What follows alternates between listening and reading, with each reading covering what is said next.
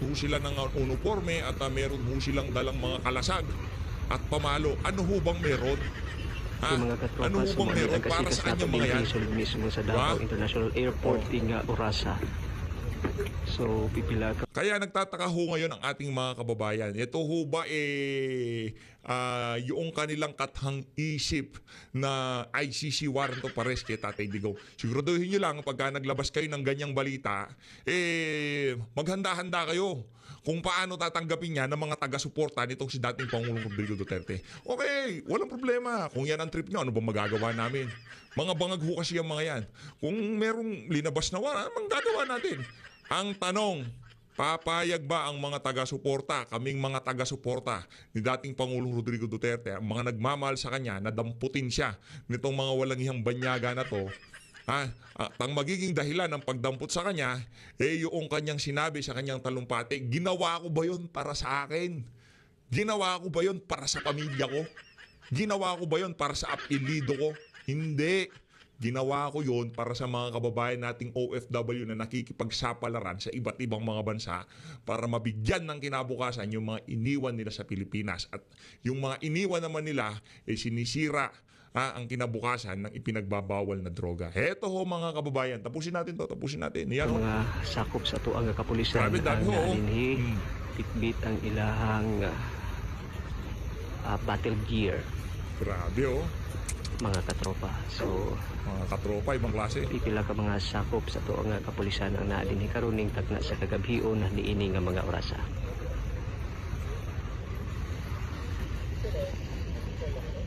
Anong meron? Anong meron? Anong ginawa ni Tatay Digong?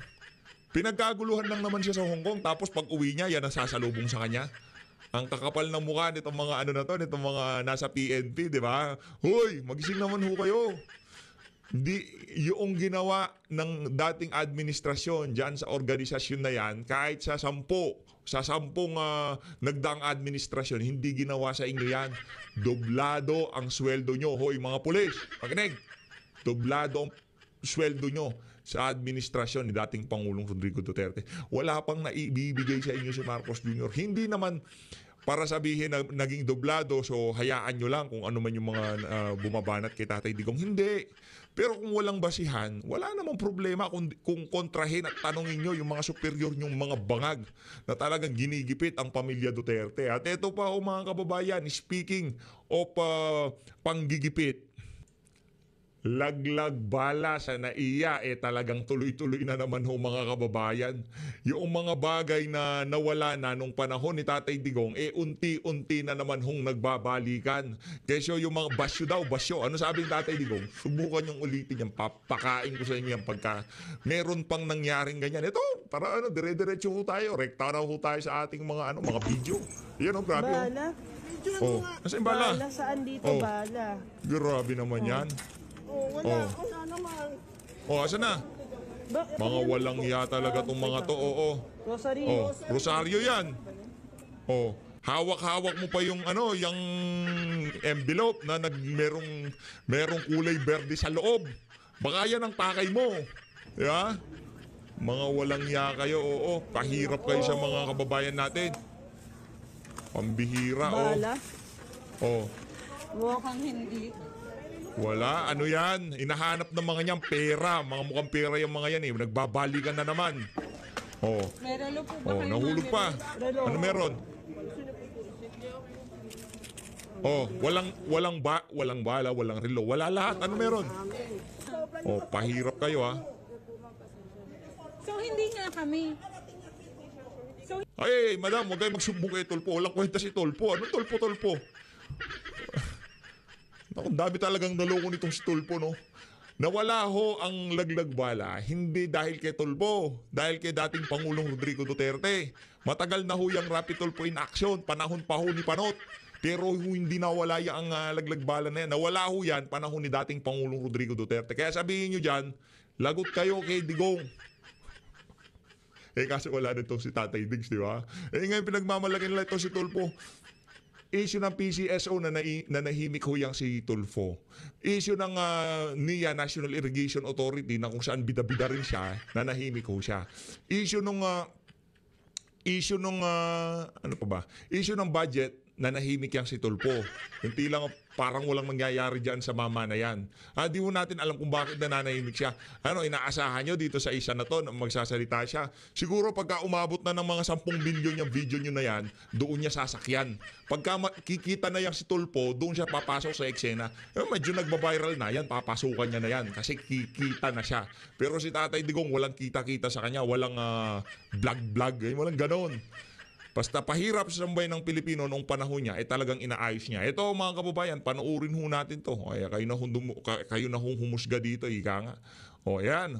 Dito ho tayo. Sa pinakahihintay ng mga naghihintay dyan. Ito, si dating Pangulong Rodrigo Duterte. Tignan nyo naman ho yan, diba? Ano pa? Yan ho ang kinagagalit ng mga tao sa Malacanang. Kaya naglagay ho sila ng sandamukal na pulis diyan sa Davao International Airport. Tingnan nyo naman ho yan mga kababayan. Hindi presidente yan. Si Marcos Jr. pagka nagpunta siya dyan, wala akong magpupunta. Magrarally pa yung mga para sa mga naiwan sa Pilipinas nitong mga OFW na to, isip-isip ho tayo. Mag-isip-isip ho kayo. Kung kayo ho mga pamilya, meron ho kayong pamilya dito sa mga nakikita nyo sa larawan na to. At iboboto nyo ho ang alyansa dahil doon sa ayuda na binigay niya sa inyo, maawa naman ho kayo sa mga kamag-anak nyong sumisigaw ng apelidong Duterte at umiiyak dyan sa pagdalaw na yan ni Tatay Digong dyan sa Hong Kong. Dahil nakikita nila na itong si dating Pangulong Rodrigo Duterte napakalaki ng naitulong sa kanila nung siya ang Pangulo. Mahiya-hiya naman ho kayo para sa mga kamag-anak ng mga kababayan natin na to. Please lang ho maawa ho kayo sa mga kamag-anak nyong OFW sa Hong Kong. Please. Hindi ho biro ang pinagdadaanan nila.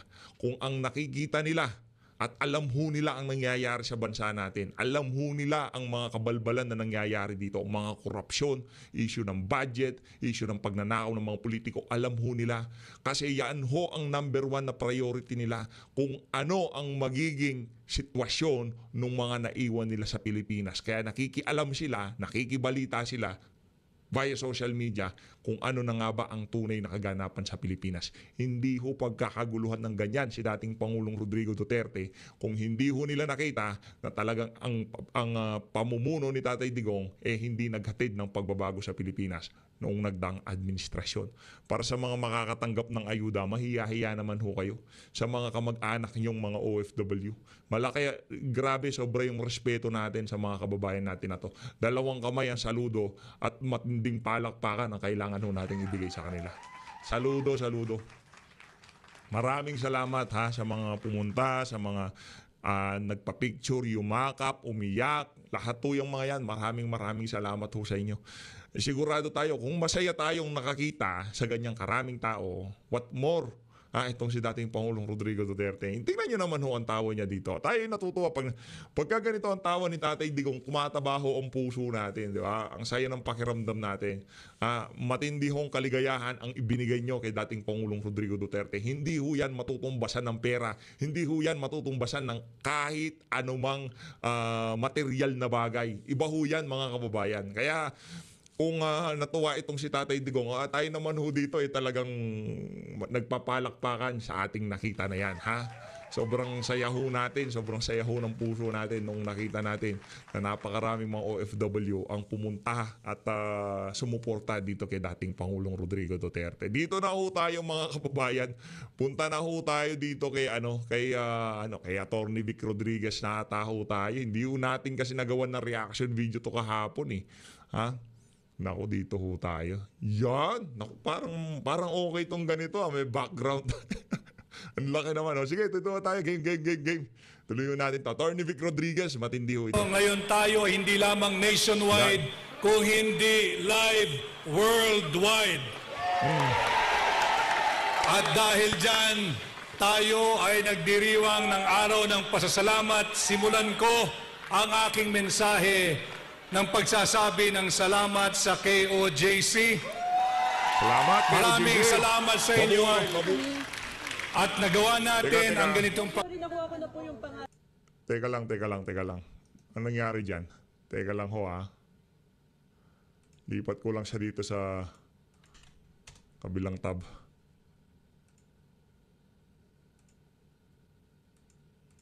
Kung hindi uulitin ko worldwide. Yun. Una sa lahat, gusto ko munang pasalamatan at saluduhan at palakpakan ang KOJC. Maraming salamat. Teka lang. May kulang yan. Kulang pagka ano. Ito. Ilagay natin to. Pastor Kibuloy ha. Pastor Kibuloy. Maraming salamat. Number 53 sa balota. Paano na lang kung wala ho tayong Pastor Apollo Kibuloy? Palakpakan ho natin. Saludo. Maraming salamat Pastor Apollo C. Kibuloy. Maraming salamat ho. Mabuhay ho kayo. Napakalaki ng ano na yon, ng bagay noong nangyaring inisyatibo ng KOJC diyan sa Hong Kong. Maraming salamat. Palakpakan ho tayo. Ibang klase ho. Maraming salamat sa lahat ng bumubuo sa KOJC, lahat ng nag-organisa. Kaya naman, number 1 ho tayo, Pastor Apollo C. Kibuloy. Iboto ho natin yan. Ibang klase ho yan. Talagang lahat ho gagawin para talaga sa ikauunlad, sa ikaayos ng ating bansa. Saludo kay Pastor Apollo. Maraming salamat din Saludo. kay Pastor Apollo C. Kibuloy Palakpakan. sa kanyang 101% pagsuporta sa Duterte approved, endorsed, and certified senators.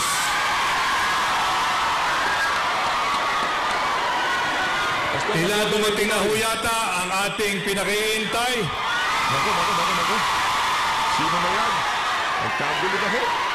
Pambihira talaga. Oo.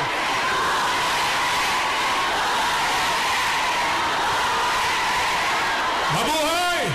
Si Pangulong Rodrigo Roa Duterte! Mabuhay. Music. Hinaan natin. Ay, wagayway ang ating mga watawat. Oh. Natin! Duterte!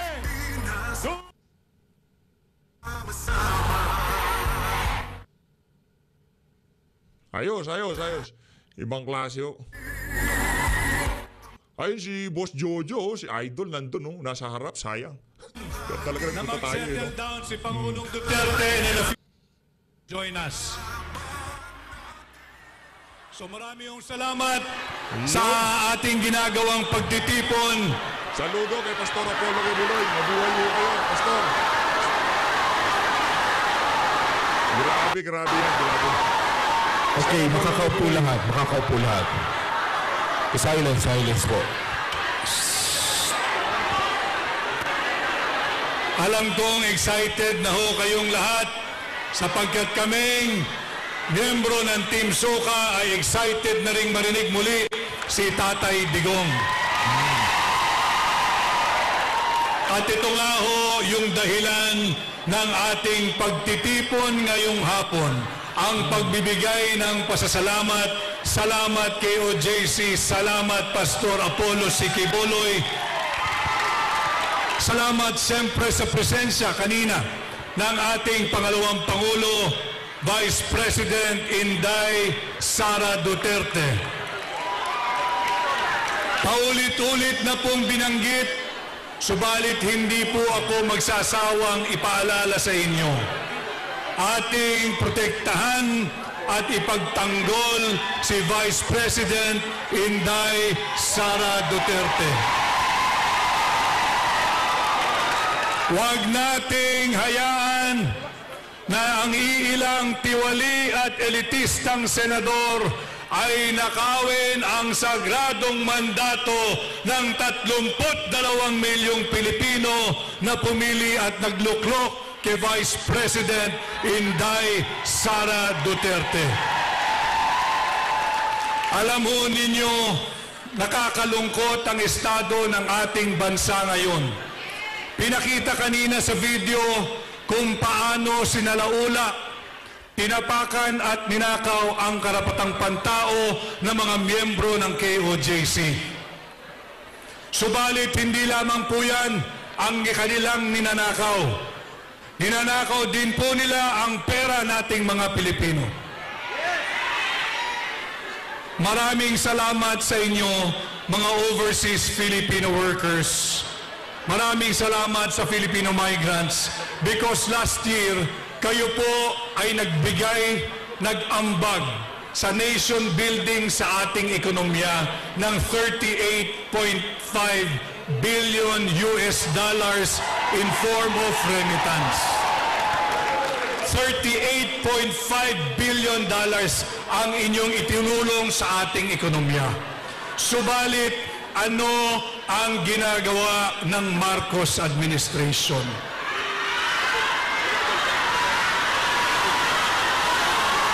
Patuloy tayong binubudol.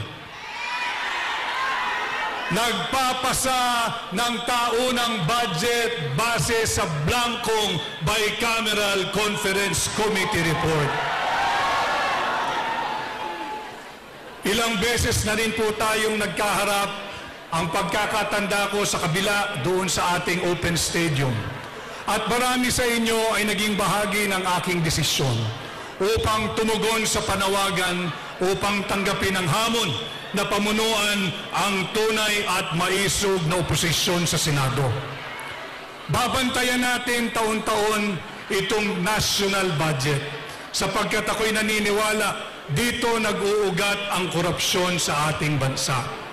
Kung kaya, dinemanda natin kasalukuyan ang national budget at pinadedeklara nating unconstitutional sapagkat nais kong bigyang halaga ang inyong taunang contribution sa ating ekonomiya. Last year is $38.5 billion. Hindi tayo dapat nakawin ito ng administrasyon ni Bongbong Marcos. Kanya maraming salamat uli at tayo'y nagkaharap-harap ngayon. You made this possible, again, not just here in Hong Kong, not just nationwide, but worldwide.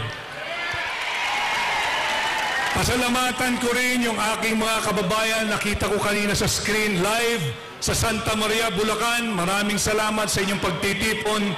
Ganon din ang aking mga kasama at kababayan sa Quezon City, sa Lungsod Quezon. Kanya po sana sa darating na Mayo, huwag ninyong kalimutan. Huwag po tayong magpasilaw, huwag nating isuko ang ating self-respect, ang pagkatao, ang dangal at dignidad dahil dyan sa AKAP, dahil dyan sa AIX, dahil dyan sa TUPAD, dahil dyan sa huwad na ayuda. Tingnan nyo na lamang po ang buong Senate slate ng PDP. Kung ang ating pong katunggali ay may AIX na binibili ang inyong dangal, ang inyong dignidad, ang inyong pagkatao at ang inyong boto, Teka lang ho ha, meron lang ho akong i-play na video dito na sigurado hindi magugustuhan ng marami sa ating mga kababayan. Dito mga kababayan, panuurin ho natin to. Kanino ko nga kasi ulit nakita yun. Teka lang ho, mamaya. tingnan po ninyo yung Duterte AIX. Okay. Ano po yung Duterte AIX? Yung Duterte approved, Duterte endorsed, and Duterte certified senators. Yan po ang ating tulungan. Yan ang tunay na AIX.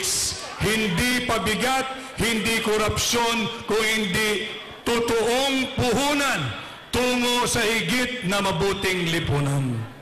Tayo po ay nabigyan lamang ng 5 minutes. Teka lang. Ito na ho. Speaking of AIX, gusto ho nating ilagay ito sa gilid dahil pinag-uusapan usapang AIX. Nakikita nyo ho ba yung larawan na yan mga kababayan? Sino ho ba yung namimigay ng AIX na yan? AIX payout. Naku!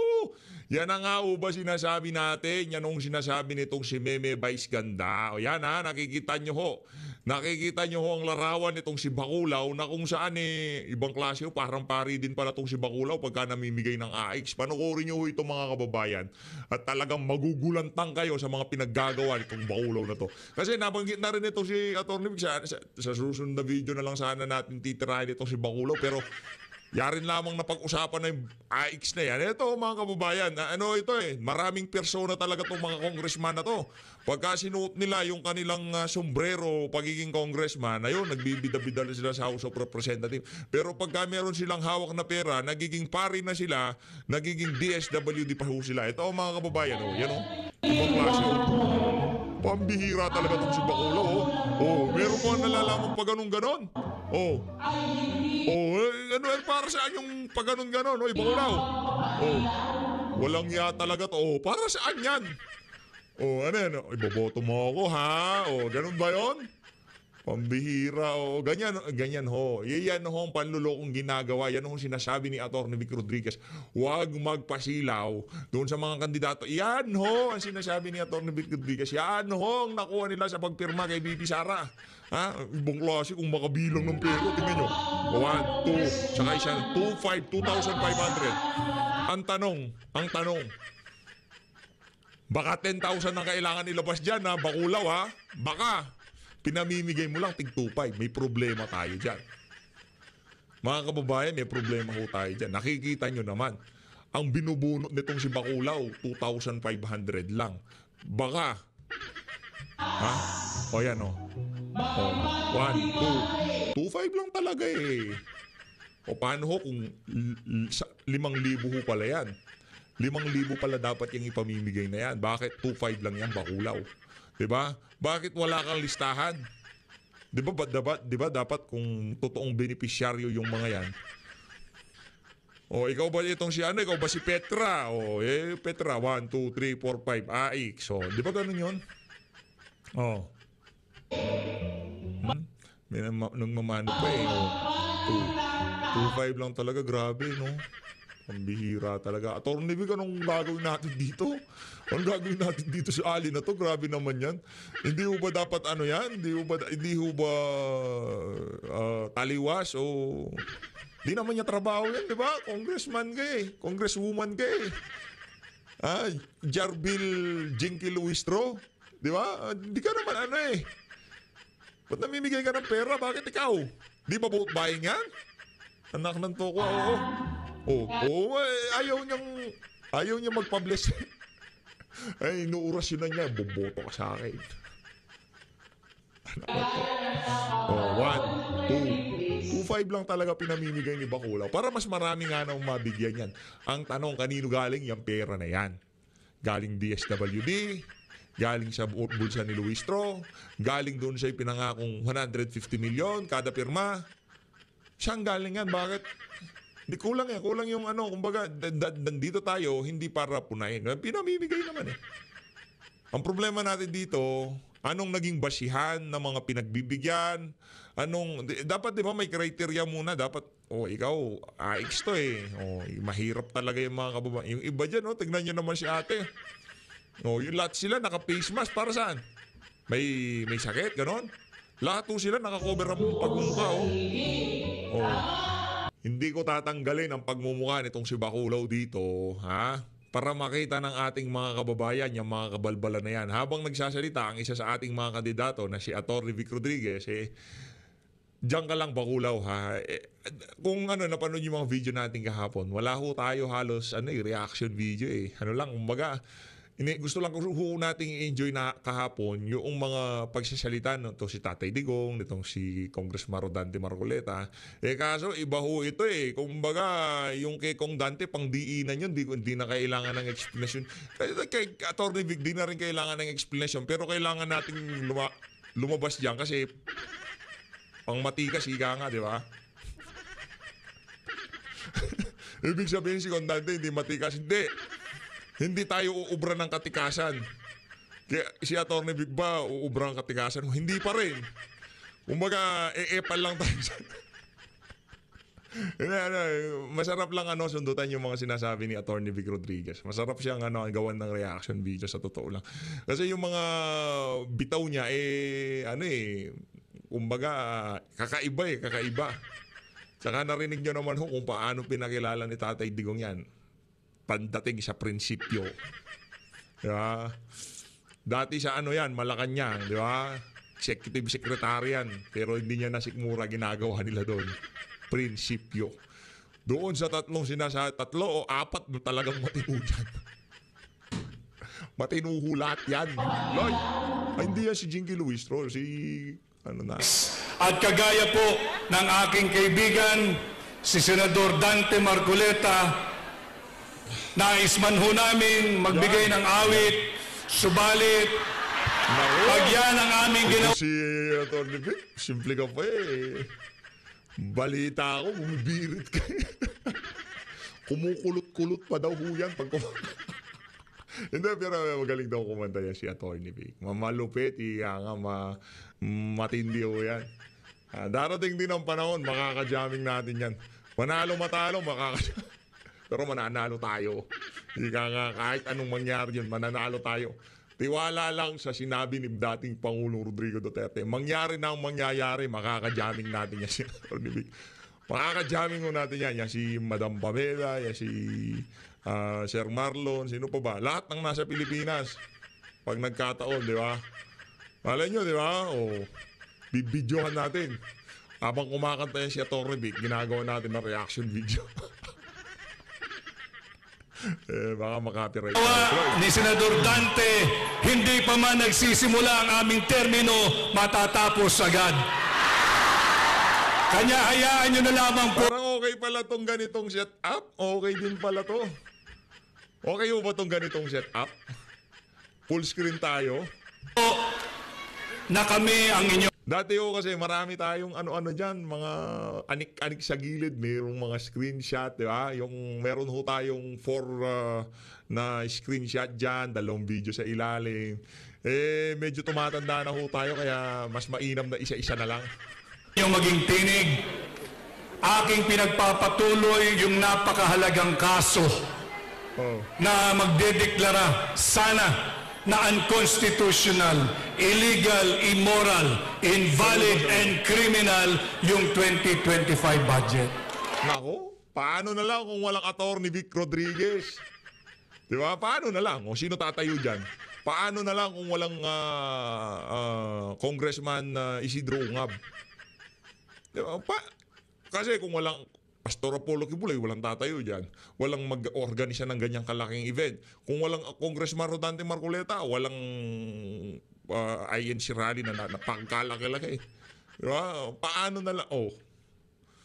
Paano na lang kung wala yan si Atty. JB Bondoc? Ang gaganda ng mga jingle na ginagawa niya, diba? Prinsipyo, yang si Atty. JB Hindo. Tandaan ho natin. Supportan ho natin, please. Papanulunin ho natin silang lahat. Nagmamakaawa ni si PH. Please guys, kampanya nyo. Kung tayo-tayo lang dito, bubulahan lang tayo. Ayan, yung mga di nanonood sa atin at sa mga ibang kasama natin, yun ho ang mga doktrinahan nyo, ika nga. Kumbaga, anuhin nyo ho sila, yung aliwanagan nyo ho sila na itong mga kandidato na to, wala naman silang masamang intention sa atin, di ba? Naalala ko na naman si Gengging, di ba? Wala naman silang masamang intention sa atin. Kaya huwag ko kayo masyadong mga judgmental, di ba? Ang gusto lang ho nila yung mapaglingkuran ng sambayanan. Dahil sila ho, base sa ating nakikita, sila ho ay talagang nagpapakita ng tunay na pagmamahal sa ating mga kababayan. Suportahan ho natin sila. Wala ho tayong talo pagka nanalo yung mga kandidato natin na yan. Pagka panalo ho nila yan, sigurado, mga kabataan, mga pagdating sa presyo ng mga pangunahing bilhin, ano ho yan, talagang trabaho ng executive yan, di ba? Kumbaga, sila talaga dapat titimon dyan. Pero kahit papaano, merong tatayo sa Senado, masaya na ho tayo doon. Di ba? Kasi kahit ano pa namang gawin nilang batas, sa totoo lang kahit anong gawin nilang batas, pagdating doon sa implementation, dyan sa executive, hindi na implement na maayos. sabaw-sabaw pa rin ho yun. Kaya dapat, kagaya nung panahon ni Tatay Digong, ang legislative at the executive, parang ano ho sila, parang ika nga orchestrated yung galawan nila, yung talagang nagkakasundo sila.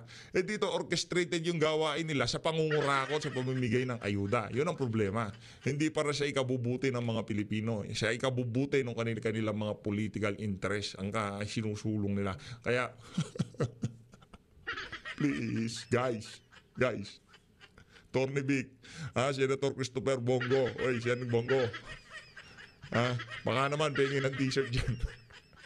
itong si Senator Philip Salvador, Senator Philip, Attorney Raul Lambino. Pag nanalo si Attorney Raul Lambino, papakatay siya ng 5 baka, magpapabulalo siya. Daming baka dyan eh. Nakita natin yung par niya. Ito naman si Attorney Vic Rodriguez, kakanta yan pagkano. Ano lang, suporta lang, ika nga, basta tuloy-tuloy lang tayo, huwag tayong bibitaw, ika nga, yung pyramiding scheme, pyramiding strategy tayo, ha? Pagka yung nadoktrinahan natin, magkikayat ng dalawa, naku, panalo po tayo pagka gano'n. Pero pag hindi tayo nagtulungan, naku, pagkakatotoo na mananalo tayo, naniniwala ako sa sinasabi ni Tatay Digong. Pero kung hindi tayo magtutulungan, wala. Hindi ko tayo pwedeng magpakakampante, ika nga. Tuloy. Ipagpapatuloy po natin ito. Meron pong magaganap na oral arguments sa April 1, 2, and 3. At ito po ay para sa inyo sapagkat pinapahalagahan natin ang inyong kontribusyon sa ating ekonomiya. Uulitin ko, $38.5 billion last year. Huwag tayong pumayag na mauwi lamang ito sa pagnanakaw at sa bulsa ng mga tiwaling politiko. Muli ho, ako'y nagpapasalamat sa inyo, nagpapasalamat kay Tatay Digong. Siya ho ay nagsilbi na sa atin ng 6 solid years as our President. Pagkatapos ng kanyang termino, hindi tumigil ang kanyang pagmamahal sa ating mga Pilipino. Patuloy siyang naninindigan at tumatayo bilang inspirasyon, bilang leader, bilang tatay ng bawat Pilipino. Saludo. Kanya kay Tatay Digong, maraming salamat sa iyong pagmamahal sa ordinaryong Pilipino, sa iyong pagmamahal sa ating bansa. Huwag po natin siyang pababayaan, patuloy nating tulungan, ating protektahan si Vice President Inday Sara Duterte at siyempre, huwag ninyong kalilimutan ang aming buong grupo, ang bumubuo ng Team Suka. Tatandaan nyo lamang ho na ang suka ang kalaban ng tanso, ang suka ang kalaban ng peking ginto, at ang suka ang tutugis at magtatapos sa mga nambubudol sa ating mga Pilipino. Maraming salamat po muli. Ako'y si Attorney Vic Rodriguez, Pilipino, abogado, maisog. Maraming salamat. Ayun na nga mga kababayan, dito na natatapos ng ating reaction video dyan sa pagsasalta na yan. Itong si Atty. Vic Rodriguez.